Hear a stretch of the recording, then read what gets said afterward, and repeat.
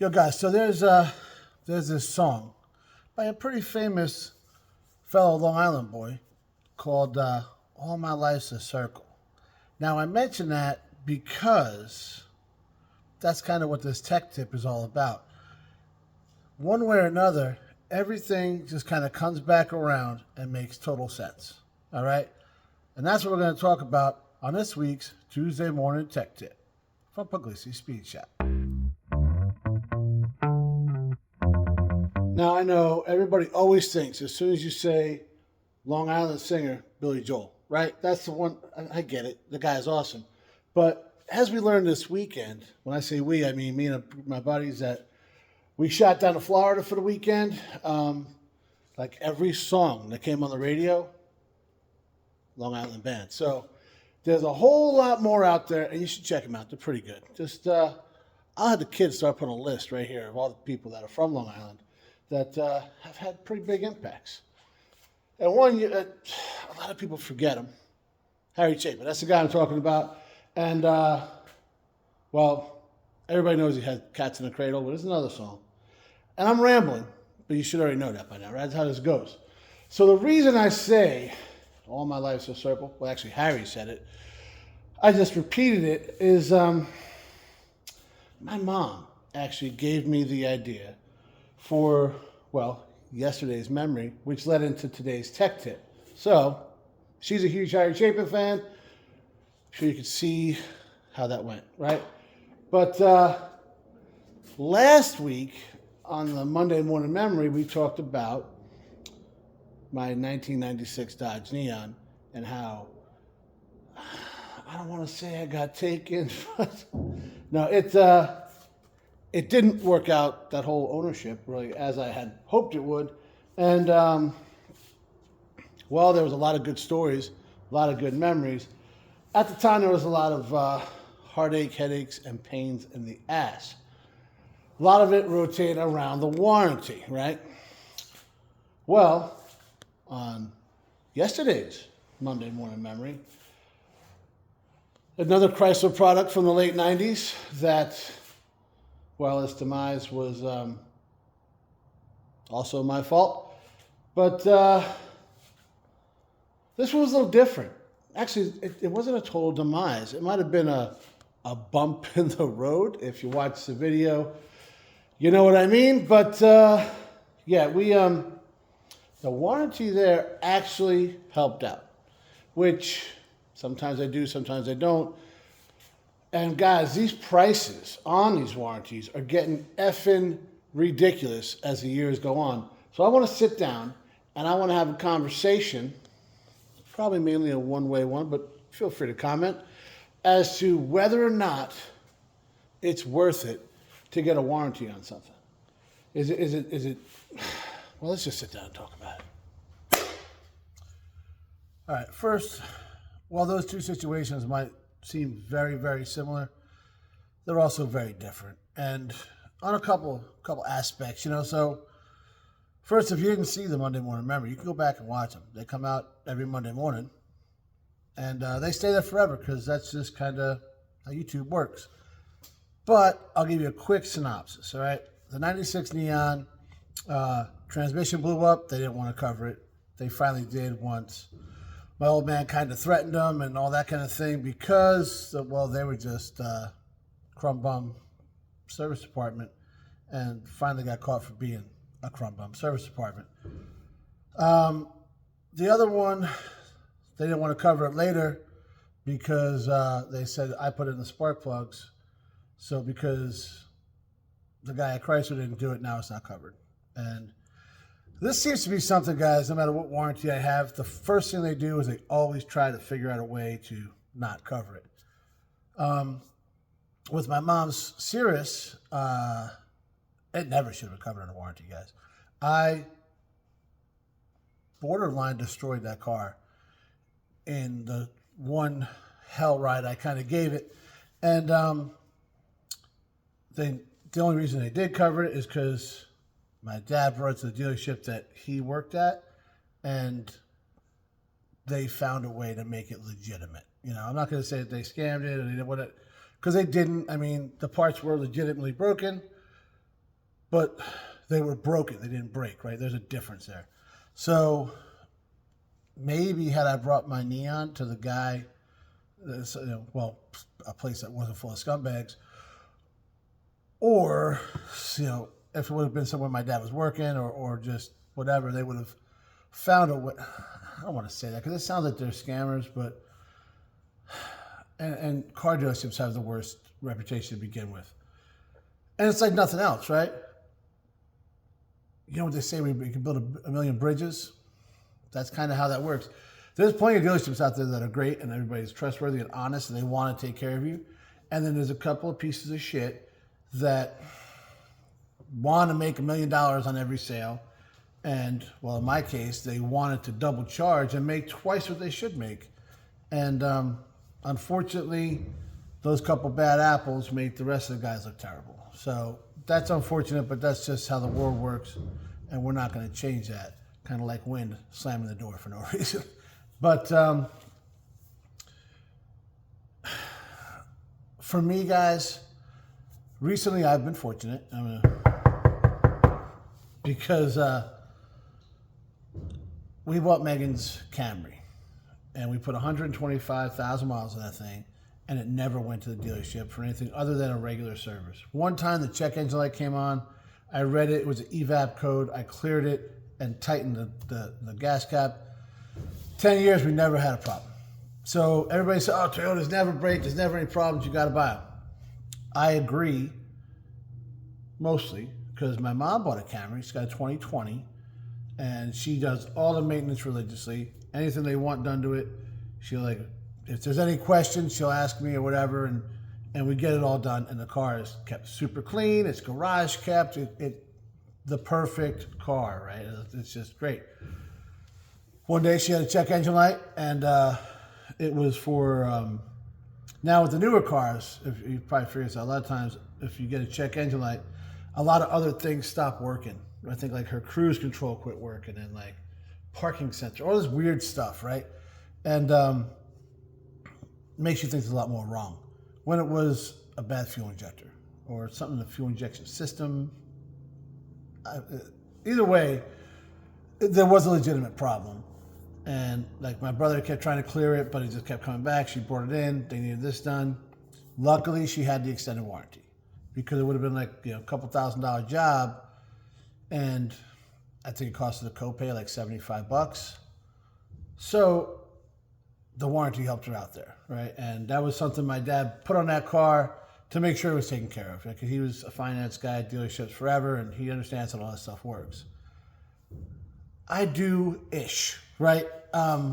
We put the extended warranty on the Camry, and like I said, we never touched it. Did the same on the Tundra, which it's now up, and I think it had a 7-year, 100,000 miles. I've owned it for 7 years. It's got 118, so we're done, right? Luckily, I hadn't had to use it either, and we're going to hope that kind of keeps going, right? If I'm a betting man, I think Megan's Camry is probably still running just as great. As long as who's ever got it is maintaining it as well. So it depends on the person. It depends on the vehicle. I'm going to tell you right now, if you're buying a Dodge or a Chevy, you better get the warranty because the transmissions are falling out of things left and right. That's something, It's the reason I love Chevys, obviously, right? But there's a reason that I drive a Tundra. That's if I bought a newer vehicle. I didn't buy a Chevy because, I know some people that have, and they're in the shop a lot. And if they're covering things under warranty, which is great. However, if you're on your way to work or anywhere that you need to be, and you end up on the side of the road, the warranty doesn't get you to work or get you back to vacation time you had to take because your car broke down or any of those kind of things. It just gets your car fixed, which is important, right? But I'd rather not break down. If I'm, that's just seems like the way to go, right? But we like what we like. I get it. You get that peace of mind. Oh, I got a warranty. There's a movie, Tommy Boy. I'm sure you guys have seen it. Callahan Auto, they got a little thing about if you want a warranty or a guarantee or whatever. But why do they put a guarantee on the box then? Because they know all they sold you was a guaranteed piece of shit. That's all it is, isn't it? Hey, if you want me to take a dump in a box and mark it guaranteed, I will. I got spare time. But for now, for your customer's sake, for your daughter's sake, you might want to think about buying a quality product from me. I'd rather have something that doesn't break. Now, I just told you the story that my mom's Camry had some problems. So things break, they're machines, okay?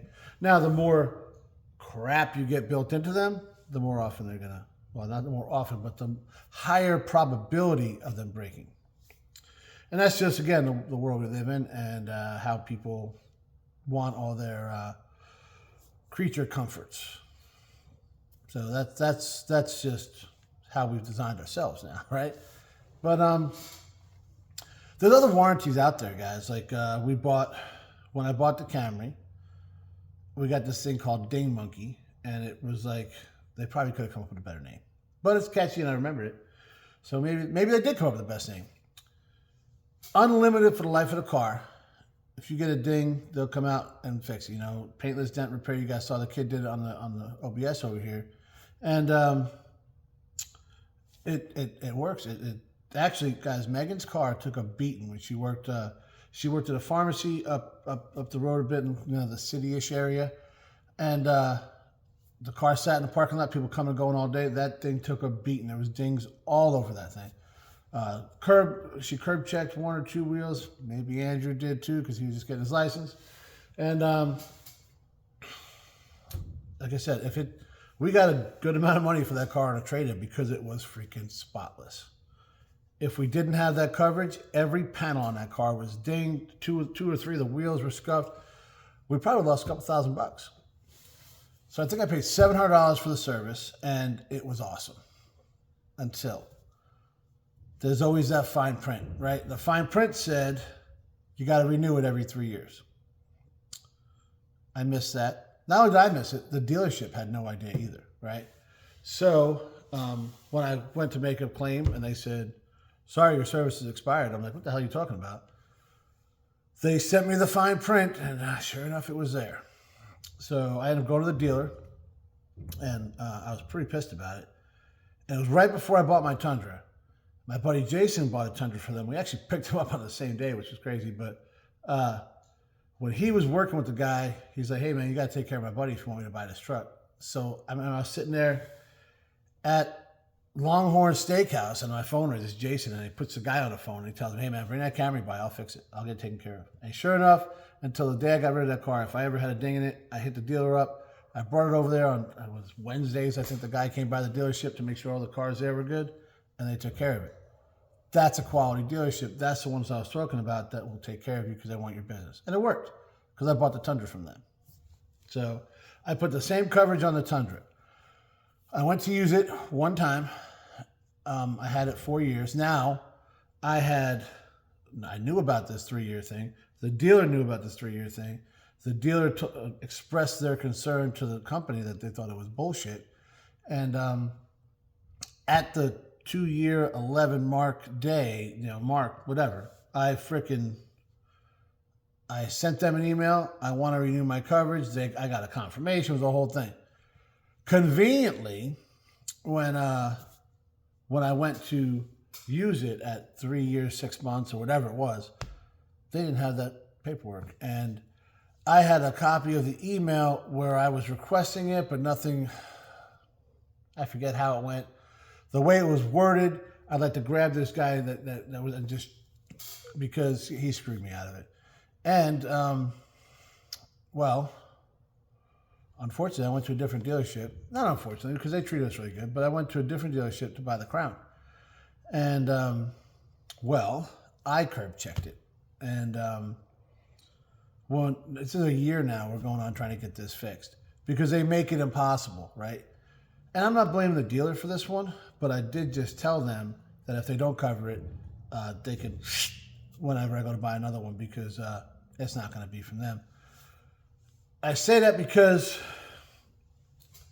when you buy the car, you guys have been there, it's all sunshine and rainbows, right?